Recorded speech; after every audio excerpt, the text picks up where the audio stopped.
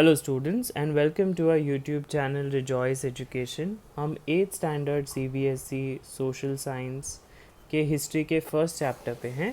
हम उसके question and answers ले रहे हैं। सो चलिए क्वेश्चन एंड आंसर्स स्टार्ट करते हैं। स्टेट वेदर ट्रू और फॉल्स।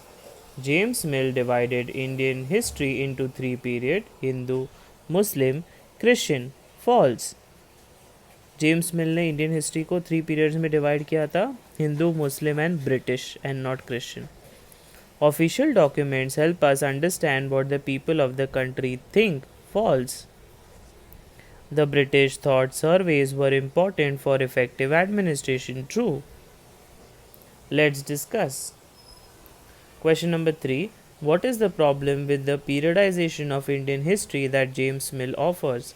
क्या प्रॉब्लम था पीरियडाइजेशन में इंडियन हिस्ट्री के जो जेम्स मिल ने ऑफर किया था? Answer: James Mill divided Indian history into 3 period में डिवाइड किया गया था जेम्स मिल ने इंडियन हिस्ट्री को: हिंदू, मुस्लिम और British. This periodisation had its own problems, और इस पीरियडाइजेशन के खुद के अलग से प्रॉब्लम्स थे। It is difficult to refer to any period of history as Hindu or Muslim because a variety of faiths existed simultaneously in these periods. बहुत मुश्किल होगा कोई पीरियड को डिफ़ाइन करना हिस्ट्री में हिंदू मुस्लिम के हिसाब से, क्योंकि लोगों के अलग अलग फेथ थे, अलग अलग भगवान को वो मानते थे, और इस वजह से वो पीरियड को एक पर्टिकुलर डिफ़ाइन मोमेंट हिंदू, मुस्लिम या ब्रिटिश में डिवाइड करना मुश्किल है। It is also not justified to characterize an age through the religion of the rulers of the time. और ये जस्टिफाई भी नहीं करेगा किसी का कैरेक्टराइज करना किसी का एज किसी के रिलीजन के बेसिस पे, या फिर कोई जो रूलर वहाँ पे रूल कर रहा था उसके बेसिस पे। What it suggests is that the lives and practices of others, ये सजेस्ट करता है कि lives and practices of others do not really matter. It is worth mentioning that even rulers in ancient India did not all share the same faith. और ये भी समझना ज़रूरी है कि हर एक रूलर जो एंशियंट इंडिया में था वो सभी के फेथ एक जैसे नहीं थे। हर रूलर अपने खुद के फेथ और अपने खुद के बिलीफ से अपना किंगडम चलाता था। Question number 4. Why did the British preserved official documents? The British believed that by preserving official documents, it would be easier for them or any other persons to know about the decisions taken in the past. British ये believe करते थे कि official documents को जमा करके रखना easy हो जाएगा उनके लिए, क्योंकि वो या कोई और इंसान उन डॉक्यूमेंट्स के बेसिस पे डिसीजंस ले सकता था, या जो पास्ट में लिए गए थे उस पर स्टडी कर सकता था। One can study the notes and reports that were prepared in the past. जैसे मैंने कहा अभी, हम स्टडी कर सकते थे, नोट्स बना सकते थे और रिपोर्ट को जो बनाए गए थे पास्ट में। देयर कॉपीज़ में be prepared and used in present time if needed so, और उनके कॉपीज़ प्रिपेयर करके प्रेजेंट टाइम में यूज़ कर सकते थे अगर ज़रूरत पड़ती तो। How question number 5. How will the information historians get from old newspapers be different from that found in police reports? जो इन्फॉर्मेशन हिस्टोरियन से मिलता था पुरानी न्यूज़पेपर से, वो कैसे अलग था पुलिस रिपोर्ट से? The information printed in newspapers are usually affected by the views and opinions of the reporters, news editors, etc. जो इन्फॉर्मेशन प्रिंट होता था न्यूज़पेपर्स में वो अफेक्ट करता था व्यूज़ एंड ओपिनियंस रिपोर्टर्स के, न्यू एडिटर्स के, etcetera. But what historians find in police reports are usually true and realistic. लेकिन हिस्टोरियंस ने जो पुलिस रिपोर्ट्स में देखा चीज़ें देखी वो ज़्यादातर सही थी और वो ज़्यादातर रियलिस्टिक थी। Okay students, now we are on chapter number 2. Match the following. So there is A and there is B. Let's try to find the answers. Diwani, right to collect land revenue. Diwani use किया गया था, दीवानी इसलिए लाया गया था ताकि land से जो रेवेन्यू आ रहा है, पैसा आ रहा है, उसे कलेक्ट करने के लिए। Tiger of Mysore, Tipu Sultan. फौजदार अदालत, क्रिमिनल कोर्ट। फौजदारी अदालत का दूसरा शब्द है इंग्लिश में क्रिमिनल कोर्ट। रामचरणम्मा led an anti-British movement in Kittur. Sipahi, Sepoy. Question number 2. Fill in the blanks. The British conquest of Bengal began with the Battle of Plassey. Hyder Ali and Tipu Sultan were the rulers of Mysore. Dalhousie implemented the doctrine of lapse. Maratha kingdoms were located mainly in the western part of India.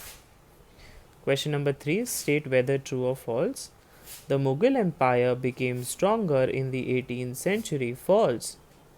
The English East India Company was the only European company that traded with India. False. Maharaja Ranjit Singh was the ruler of Punjab. True. The British did not introduce administrative changes in the territories they conquered. False. Let's discuss. Question number 4. What attracted European trading companies to India? European trading companies India में क्यों आई, किस वजह से आई? Answer A. The fine qualities of cotton and silk produced in India. India में जो अच्छे quality का cotton और सिल्क प्रोड्यूस होता था, इस वजह से. B. Indian spices such as pepper, cloves, cardamom and cinnamon.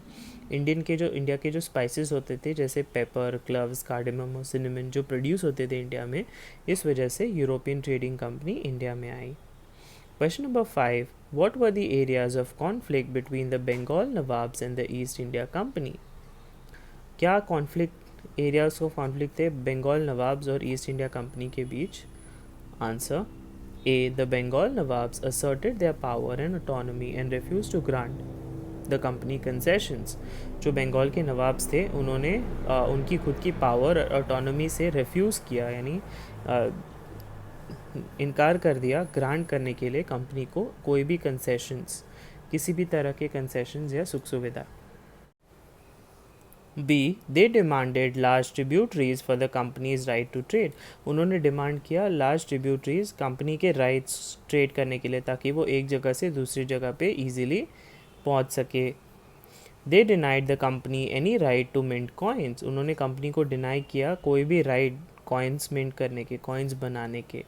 They stopped the company from extending its fortifications यानी expansion.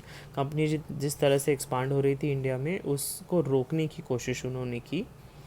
Accusing the company of deceit, they claimed that the company was depriving the Bengal government of huge amount of revenue and undermining the authority of the Nawab. Company को accuse करते हुए उन्होंने कहा कि company क्या कर रही है, डिप्राइव यानी कि घाटे में डाल रही है बंगाल गवर्नमेंट को, और उन्हें बहुत ज़्यादा पैसा देना पड़ रहा है. उनके जो रेवेन्यू पैसे वो कमा रहे हैं टैक्सेस से, वो बहुत ज़्यादा देना पड़ रहा है, और इससे क्या हो रहा है कि नवाब की अथॉरिटी कम हो रही है. It was refusing to pay taxes, writing disrespectful letters and trying to humiliate the Nawabs and his officials. और कंपनी क्या कर रही थी, टैक्सेस पे नहीं कर रही थी, लेटर्स लिख रही थी बहुत ही डिसरिस्पेक्टफुल, और वो ह्यूमिलिएट यानी उनकी बेइज्जती करने की कोशिश कर रही थी कि इनकी नवाब और उनके ऑफिशियल्स की. These were the areas of conflict between the Bengal Nawabs and the East India Company. Question number 6. How did the assumption of Diwani benefit the East India Company? The Mughal emperor in 1765 appointed the company as the Diwan of the provinces of Bengal. Mughal emperor 1765 में appoint किए गए थे company के लिए दीवान. The Diwani allowed the company to exploit the vast revenue resources of Bengal. और दीवानी ने क्या किया, अलाउ किया कंपनी को जो रेवेन्यू रिसोर्सेज है बंगाल के उसे यूज़ करने के लिए. This solved a major problem that the company had earlier faced. और ये बड़ा प्रॉब्लम था कंपनी के लिए, क्योंकि जो नवाब्स थे बंगाल के वो अलाउ नहीं कर रहे थे, लेकिन बंगाल के नवाब जब ईस्ट इंडिया कंपनी में आ गए तब वो बड़ा प्रॉब्लम उनका सॉल्व हो गया. Although its trade had expanded, it had to buy most of the goods in India with gold and silver imported from Britain. भले ही उनका ट्रेड एक्सपांड हो गया था, लेकिन उन्हें बहुत सारा गुड्स खरीदने पड़ते थे इंडिया से जो gold and silver imported from Britain. The overflow of gold from Britain stopped after the assumption of diwani. और ये ओवरफ्लो हो रहा था जो गोल्ड का ब्रिटेन से, वो रुक गया था after the assumption of diwani. Now revenue from India could finance company expenses. और अभी जो रेवेन्यू आता था इंडिया के लिए वो कंपनी एक्सपेंसेस से फाइनेंस करते थे. These revenues they used to purchase cotton and silk textiles in India. और वही पैसे से उन्होंने कॉटन एंड टेक्सटाइल खरीदा इंडिया में. Maintain company troops and meet the cost of building the company fort and offices at Calcutta. Company के जो troops maintain किए उन्होंने, और जो बिल्डिंग के कॉस्ट थे कंपनी को और कंपनी के फोर्ट के, उसे बिल्ड किया.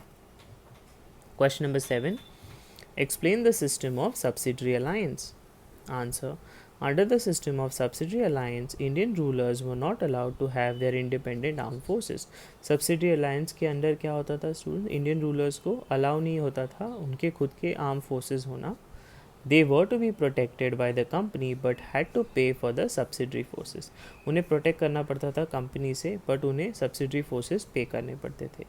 That the company was supposed to maintain for the purpose of its protection, और जो कंपनी को मेंटेन करने पड़ते थे प्रोटेक्शन के लिए. If the Indian rulers failed to make the payment, the part of their territory was taken away as penalty. अगर Indian rulers पैसे नहीं पे करते थे तो इससे क्या होता था, उनके पार्ट का, उनका हिस्से की टेरिटरी उनसे छीन ली गई थी पेनल्टी के तौर पर.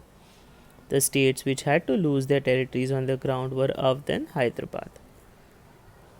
Question number 8.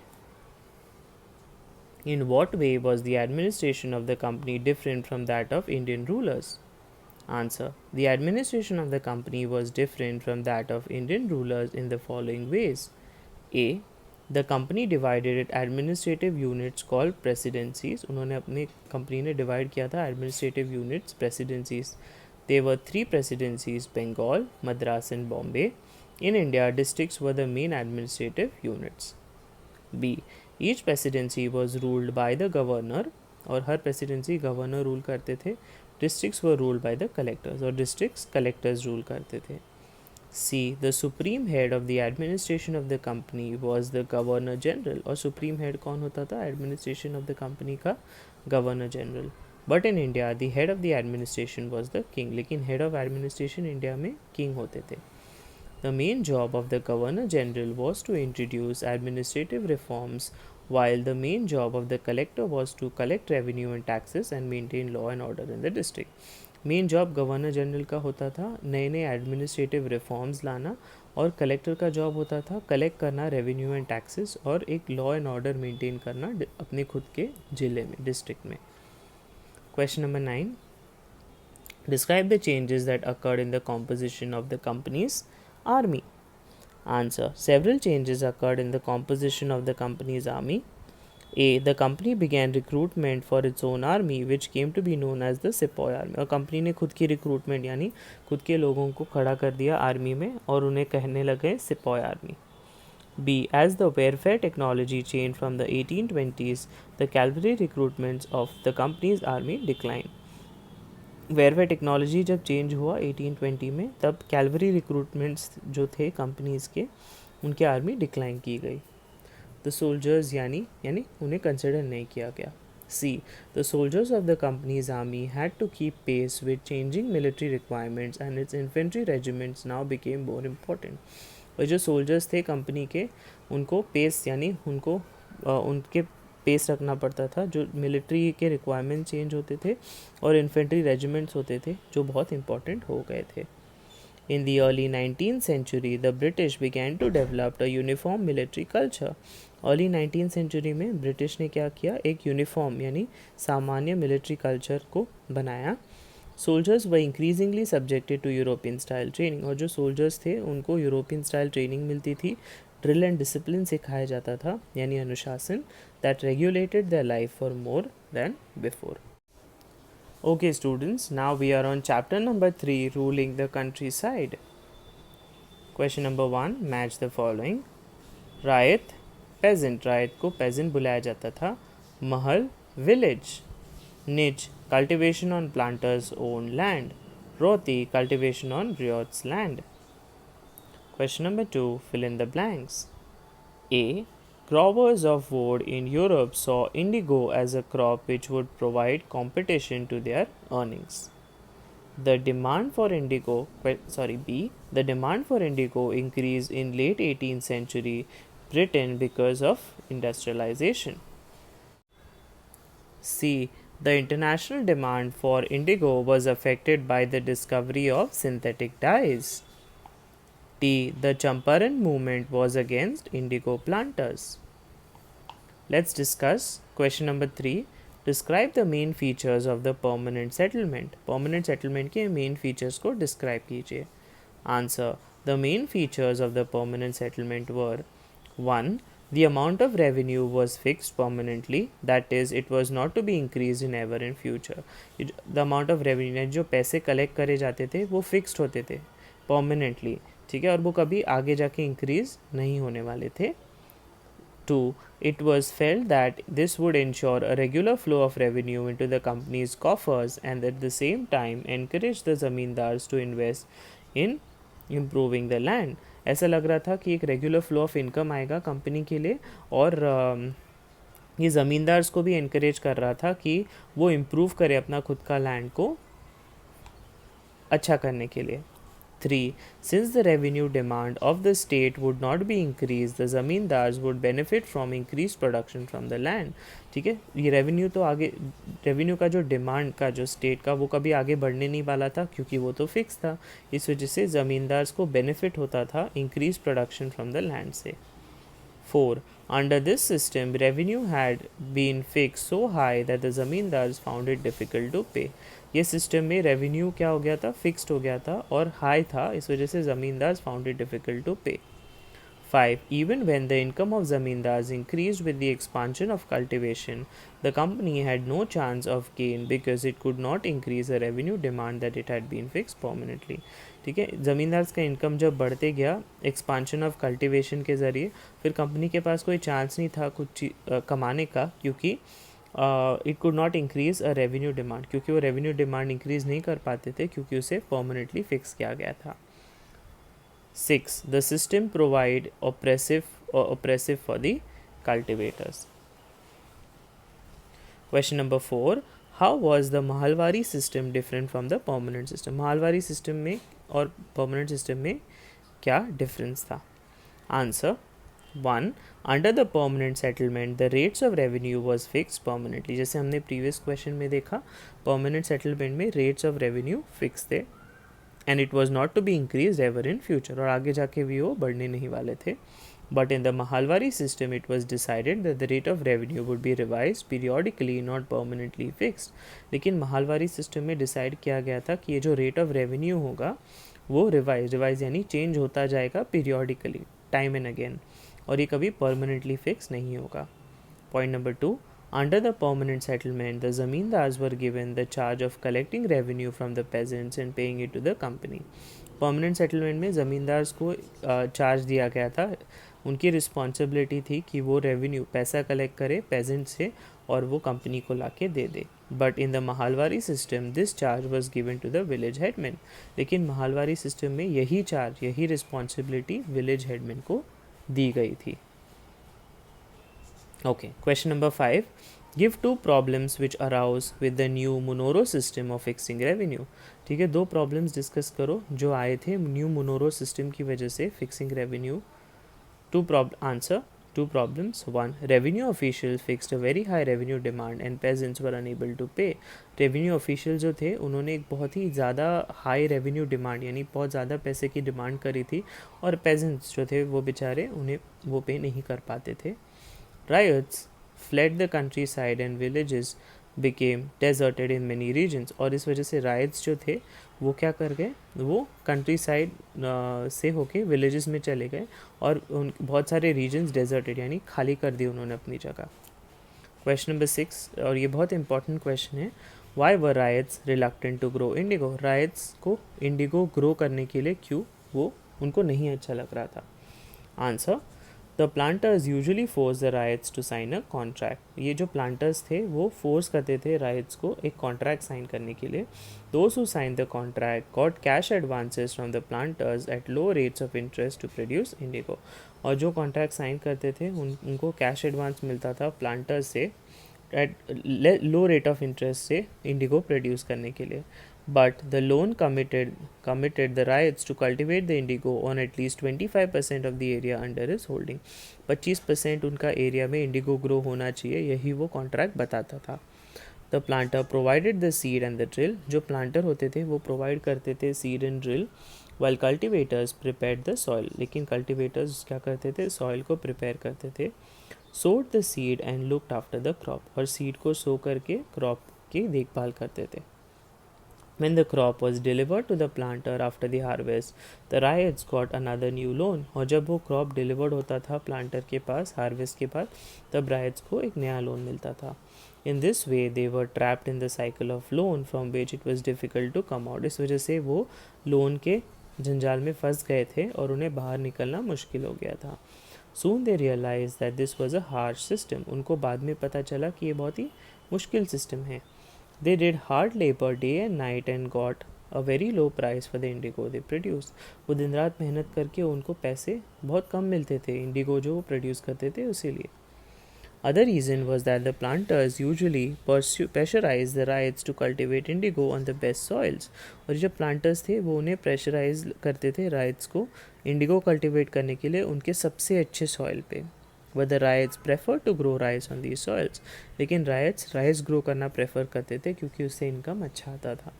Indigo had deep roots and it exhausted the soil rapidly. Indigo के जो रूट्स होते थे वो काफ़ी डीप घने होते थे, इस वजह से वो सॉइल को ख़राब करते थे. After an indigo harvest the land could not be use for rice cultivation. एक इंडिगो हार्वेस्ट के बाद लैंड को राइस कल्टिवेशन के लिए यूज़ करना मुश्किल हो जाता था. Okay students, we are on 8th standard CBSE Social Science 4th chapter Tribals, Decus and the Vision of a Golden Age. Question number 1, fill in the blanks. The British described the tribal people as savage. The method of sowing seeds in jhum cultivation is known as broadcast. The tribal chiefs got dash titles in central India under the British land settlements. The answer is land. Tribals went to work in the dash of Assam and the dash in Bihar, tea plantations of Assam and the coal mines in Bihar. Question number 2, state whether true or false. Jhum cultivators plow the land and sow seeds. False. Cocoons were bought from the Santalas and sold by the traders at 5 times the purchase price. True. Birsa urged his followers to purify themselves, give up drinking liquor, and stop believing in witchcraft and sorcery. True. D. The British wanted to preserve the tribal ways of life. False. चलिए question and answers पे जाते हैं. Question number 3, What problems did shifting cultivators face under British rule? Shifting cultivators को क्या क्या problems, क्या क्या परेशानी से जाना पड़ा ब्रिटिश के राज्य में. Answer, The life of shifting cultivators was directly connected to the forest. Shifting cultivators का life directly connected था forest से. So, when the British brought changes in forest laws, their life was badly affected. So, जब British ने changes लाए forest laws में, तब उनकी life को क्या हो गया था, काफ़ी ज़्यादा affect हुआ था. The British extended their control over all forest and declared that forest was state property. British ने सारे फॉरेस्ट पे कब्जा कर लिया था और ये डिक्लेयर कर दिया कि फॉरेस्ट अभी स्टेट की प्रॉपर्टी है. Some forests were classified as reserve forests for they produce timber which the British wanted. कुछ फॉरेस्ट थे जो क्लासिफाइड किए गए रिजर्व फॉरेस्ट क्योंकि उसमें टिम्बर प्रोड्यूस होता था जो ब्रिटिश को हमेशा चाहिए था. In these forests, people were not allowed to move freely and practice jhum cultivation. इन्हीं फॉरेस्ट में लोगों को फ्रीली मूव करना अलाउड नहीं था और जूम कल्टिवेशन प्रैक्टिस करना अलाउड नहीं था. As a result, many zoom cultivators had to move to other areas in search of work. इस वजह से बहुत सारे जूम कल्टिवेटर्स को बाकी एरियाज़ में जाना पड़ा काम ढूंढने के लिए. Question number 4. How did the power of tribal chief change under the colonial rule? Tribal chiefs के पावर कैसे बदले कॉलोनियल रूल के चलते. Answer, the tribal chiefs were important people. They enjoyed a certain amount of economic power and had the right to administer and control their territories. उनके पास एक economic power थी और इस वजह से उनके पास ये भी राइट था एडमिनिस्टर और कंट्रोल करना उनकी खुद की टेरिटरीज, उनके खुद के ज़िले को. Under the British rule, the functions and powers of these tribal chiefs changed to a greater extent. लेकिन ब्रिटिश के रूल में क्या हो गया था स्टूडेंट्स, उनके जो पावर्स थे, उनके जो फंक्शंस थे वो चेंज हो गए थे ट्राइबल चीफ्स के. 1. They were allowed to keep their land titles over a cluster of villages and rent out lands, but they lost much of their administrative power and were forced to follow laws made by British officials in India. उनको allow किया गया था अपनी खुद के land titles रखने का, यानी कि ओनरशिप रखने का, एक cluster of villages and rent out there lands, और वो खुद के लैंड्स को रेंट आउट भी कर सकते थे. But they lost much of their administrative power and were force to follow laws made by British officials. उन्होंने अपने खुद के एडमिनिस्ट्रेटिव पावर्स खोए और उनको फोर्स किया गया ब्रिटिश के लॉज को फॉलो करने के लिए. Point number 2, they had to pay tribute to the British and discipline the tribal groups on behalf of the British.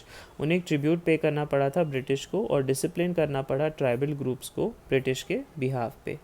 Point number 3, they lost the authority they had earlier enjoyed amongst their people and were unable to fulfill their traditional functions.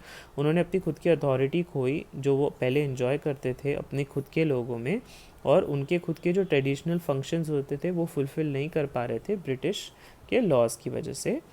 Question number 5, what accounts for the anger of the tribal again the dikus. क्यों गुस्सा आया tribals को डीकूस के खिलाफ. Answer, the tribals wanted to drive out the dikus. Tribals को डीकूस को भगाना था. Missionaries, money lenders, Hindu landlords and the government because they saw them as the cause of their misery. Missionaries, money lenders, Hindu के लैंडलॉर्ड्स और जो गवर्नमेंट, क्योंकि उन्होंने क्या किया, उनको ऐसा लगा कि यही हमारी जड़ है प्रॉब्लम्स की. The following facts account of their anger against the dikus. 1, the land policies of the British were destroying their traditional land system. और ये जो लैंड पॉलिसीज़ जो ब्रिटिश ने बनाए थे, उनके जो ट्रेडिशनल लैंड सिस्टम जो वो प्रैक्टिस करते थे बरसों से, वो खारिज कर दिए गए. Second, Hindu landlords and money lenders were taking over there land. Hindu landlords और जो मनी लेंडर्स थे वो लैंड के ऊपर कब्जा कर रहे थे. Point number 3, missionaries were criticising their traditional culture. और मिशनरीज जो ट्रेडिशनल कल्चर उनका था उनको उनकी निंदा कर रहे थे. What was Birsa's vision of a golden age. Why do you think such a vision appeared to the British to the people of the region. Birsa का विजन क्या था गोल्डन एज का, और उनका विजन क्यों लोगों ने सुना. Answer, Birsa was deeply influenced by many of the ideas he came in touch with in his grown up years. Birsa influence हो गए थे बहुत सारे आइडियाज़ जो उनके टच में आए जब वो बढ़ रहे थे. The movement that he led aimed at reforming tribal society. और जो मोमेंट उन्होंने लेड किया, आंदोलन किया, वो ट्राइबल सोसाइटी के रिफॉर्मिंग में था. He urged the Munda to give up drinking liquor. उन्होंने मुंडा से कहा कि आप शराब छोड़ दो, विलेज को क्लीन करो, and stop believing in witchcraft and society. और काला जादू एंड सॉसरी में बिलीव करना छोड़ दो. He often remembered the golden past of the Mundas when they lived a good life. और उन्होंने पास्ट में तो काफ़ी अच्छी लाइफ जी थी. कंस्ट्रक्टेड एम्पार्कमेंट्स, अपने विलेज के लिए कंस्ट्रक्ट किए थे embankments. Tap natural springs, planted trees and orchids, practice cultivation to earn their living. और कल्टिवेशन प्रैक्टिस किया था पैसे कमाने के लिए. They did not kill their brethren and relatives. उन्होंने अपने ब्रेथन यानी फैमिली मेम्बर्स और रिलेटिव्स को किल नहीं किया. They lived honestly. Birsa wanted to restore this glorious past. Birsa को वो पास्ट फिर से वापस चाहिए था. Such a vision appealed to the people of the region because they were very much eager to lead a free life. और यही vision, यही जो फ्यूचर उन्होंने देखा था वो लोगों तक पहुंचा और उन्होंने भी उनके आंदोलन का साथ दिया क्योंकि उन्हें भी एक फ्री लाइफ जीनी थी. They had got fed up with the colonial forest laws, land and the restrictions that were imposed on them. वो तंग आ गए थे कॉलोनियल फॉरेस्ट लॉज जो ब्रिटिश ने इम्पोज किए थे उनके ऊपर, और जो रिस्ट्रिक्शंस लगाए गए उनके ट्रेडिशनल फंक्शंस को फॉलो करने के लिए. Okay students, now we are on chapter number 5, when people rebel, 1857 and after. Question and answers. Question number 2, what was the demand of Rani Lakshmi Bai of Jhansi that was refused by the British? रानी लक्ष्मीबाई के demands क्या थे झांसी के जो British ने खारिज कर दिए. Answer, Rani Lakshmibai of Jhansi wanted the company to recognize her adopted son as the heir of the kingdom after the death of her husband. रानी लक्ष्मीबाई चाहती थी ऑफ झांसी चाहती थी कि उनकी जो ईस्ट इंडिया कंपनी है वो रिकॉग्नाइज करे उनके अडॉप्टेड सन को एज द हायर यानी कि king of the kingdom after the death of her husband. But the British refuse her plea. लेकिन ब्रिटिश ने उनकी रिक्वेस्ट को मना कर दिया. Question number 3, what did the British do to protect the interest of those who converted to Christianity. British ने क्या किया प्रोटेक्ट करने के लिए उन लोगों को जो कन्वर्ट क्रिश्चियनिटी में हुए थे? Answer, those who converted to Christianity would inherited the property of his ancestors. ठीक है, जो क्रिश्चियनिटी में कन्वर्ट हुए थे वो अपने बाप दादा की प्रॉपर्टी जो है वो ले सकते थे, वो उनके ऊपर हक जमा सकते थे। Question number 4, what objections did the sepoys have to the new cartridges that they were asked to use? क्या objections था sepoys को जो नए cartridges बनाए गए थे, नई tools बनाए गए थे, उन्हें use करने के against वो क्यों थे? Answer, the sepoys objected that the new cartridges यानी new tools that they were asked to use were coated यानी जो बनाए गए थे with the fat of cows and pigs, उनके फैट से बनाए गए थे, इस वजह से उन्हें वो यूज़ नहीं करने थे। Question number 5, how did the last Mughal emperor live in the last years of his life? Last Mughal emperors कैसे जिए थे उनके last 5 years उनके life के? Answer, Bahadur Shah Zafar the last Mughal emperor lived a very pathetic life. बहुत ही अजीब सी ज़िंदगी उन्होंने जी थी during the last years of his life. He was tried in court and sentenced to life imprisonment. उन्होंने उनको लाइफ इम्प्रिजनमेंट दिया गया। He and his wife were sent to the prison in Rangoon, उनको रंगून उनके wife के साथ भेजा गया। He died there after 4 years, 4 साल के बाद उनकी मृत्यु हो गई। लेट्स डिस्कस ये बड़े वाले क्वेश्चन एंड आंसर्स है students. What could be the reason for the confidence of the British rulers about their possession in India before May 1857? Answer, the reasons are given below. 1. Since the mid-18th century, Nawabs and Rajas had gradually lost their authority and honor. Mid-18th century में जो nawabs और rajas थे उन्होंने अपनी authority खो चुके थे और उनका ऑनर भी वो खो चुके थे।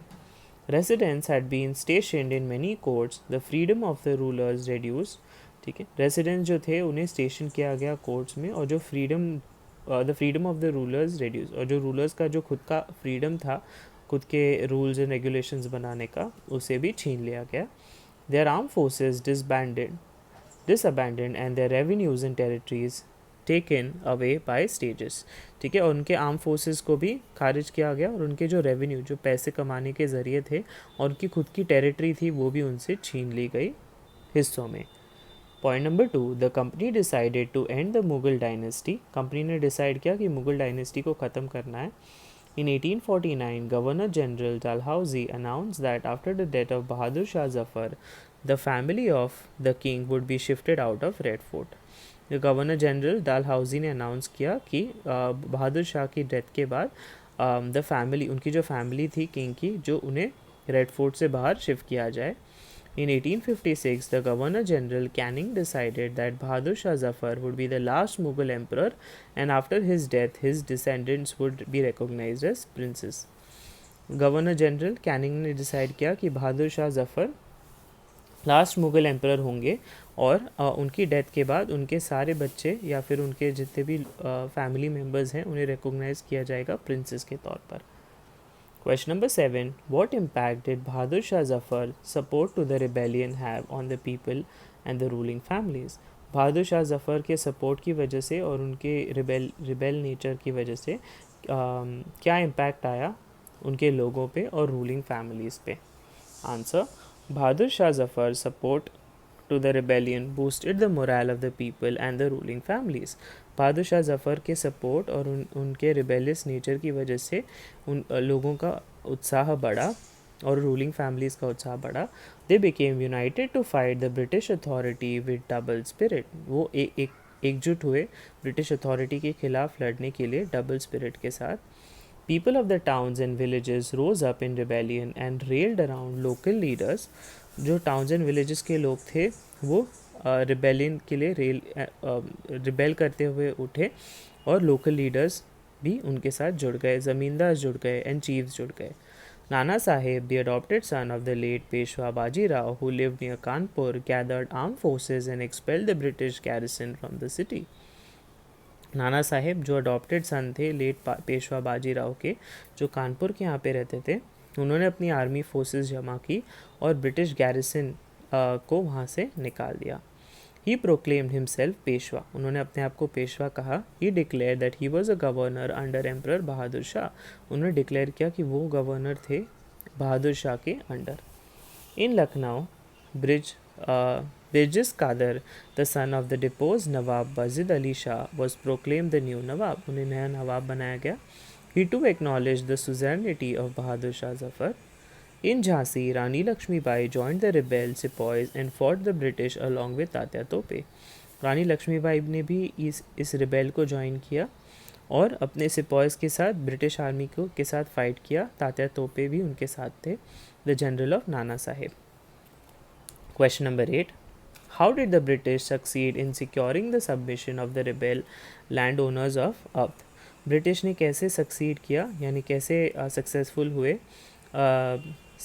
ये सबमिशन सिक्योर करने के लिए रिबेल लैंड ओनर्स का, जो लैंड ओनर्स रिबेल कर रहे थे अवध में. Answer. The British succeeded in securing the submission of the rebel land owners of Awadh by providing them inheritance rights. तो इनहेरिटेंस राइट्स देखिए उन्होंने क्या किया, अपना ट्रस्ट बिल्ड किया. That is they would enjoy the traditional rights over there land.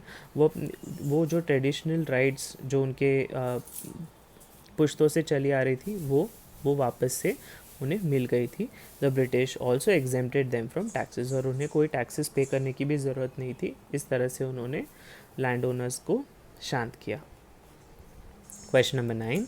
In what ways did British change their policies as a result of rebellion of 1857. 1857 के rebellion के चलते ब्रिटिश ने क्या क्या चेंजेस किए policies. Answer. As a result of rebellion of 1857, the British changed their policies. Rebellion of 1857 के चलते British ने policies change किए. Following are the important changes that the British made. 1. The powers of the East India Company was transferred to the British Crown in order to ensure a more responsible management of Indian affairs. जो east India Company के powers थे वो transfer किए गए British crown को, तो ताकि एक ज़्यादा रिस्पॉन्सिबल मैनेजमेंट बने इंडियन अफेयर्स को मैनेज करने के लिए, इंडियन पॉलिटिक्स या इंडिया के पॉलिसीज़ को मैनेज करने के लिए. Point number 2. The governor general of India was given the title of viceroy, that is a personal representative of the crown. और जो गवर्नर जनरल थे इंडिया के उन्हें टाइटल दिया गया वाइसरॉय का, जो एक पर्सनल रिप्रेजेंटेटिव थे क्राउन के. Point number 3. All ruling chiefs of the country were assured that the territory would never be annexed in future. सारे ruling chiefs country के अश्योर हो रहे थे कि उनकी टेरिटरी कभी भी आगे जाके एनेक्स नहीं होगी. एनेक्स यानी अलग नहीं होगी उनसे फ्यूचर में. They were allowed to pass on their kingdoms to their heirs. उनको अलाउड था कि वो अपने किंगडम पास ऑन कर सकते थे, including adopted son. But they had to acknowledge the British queen as their sovereign paramount. But उन्हें ये समझना ज़रूरी था ये कि ब्रिटिश क्वीन उनकी सबसे हाईएस्ट अथॉरिटी है. Point number 4. It was decided that the proportion of Indian soldiers in the army would be reduced and the number of European soldiers would be increased. ऐसा डिसाइड किया गया था कि Indian soldiers को का proportion army में कम किया जाए और यूरोपियन सोल्जर्स को बढ़ाया जाए. It was also decided that instead of recruiting soldiers from Awadh, Bihar, Central India and South India, more soldiers will be recruited from amongst the Gorkhs, Sikhs and Pathans. So soldiers को recruit यानी soldiers की hiring Awadh, Bihar, central India, south India से करने से अच्छा ज़्यादा soldiers recruit किए जाएँ गोरख्स, सिख्स एंड पठान्स से. Point number 5. The British decided to respect the customary religions and social practices of the people in India. British ने डिसाइड किया कि वो जो कस्टमरी रिलीजन्स है, जो धर्म प्रैक्टिस करते हैं इंडिया के लोग, और जो सोशल प्रैक्टिसेस जो करते हैं, जो सेलिब्रेशंस करते हैं या फेस्टिवल सेलिब्रेट करते हैं, उसे रिस्पेक्ट की जाए इंडिया में.